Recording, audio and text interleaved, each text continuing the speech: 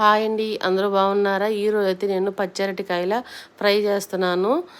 2 పచ్చరటికాయలు తీసుకొని వాష్ చేసుకొని ముక్కలుగా కట్ చేసుకొని ఉడికించుకోవాలి. చిటికెడు ఉప్పు పసుపు వేసుకొని ఉడికిన తర్వాత ఇట్లా తాట తీసేసుకొని తర్వాత బాండెల్లో 2 స్పూన్ల ఆయిలు, మినపప్పు, జీలకర్ర, ఆవాలు, ఆనియన్స్ ముక్కలు వేసి కరివేపాకు వేయించుకున్నాను. తర్వాత ఉడికించిన ముక్కలు ఈ విధంగా డీప్ చేసుకుంటున్నాను.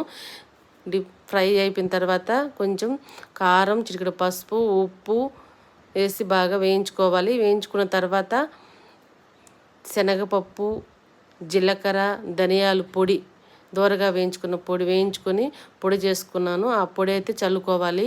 చల్లుకున్న తర్వాత మంచిగా వేగిన తర్వాత 4-5 వెల్లిపాయలు దంచి కొట్టుకొని వేసుకోవాలి. ఈ విధంగా వేసుకుంటే బాగా వేయించేసుకుంటే కూర అయితే సూపర్గా ఉంటుంది, చాలా టేస్టీగా ఉంటుంది. నచ్చితే మీరు ఒక లైక్ చేయండి, మీరు కూడా ట్రై చేసి చూడండి. బాయ్ అండి, బాయ్.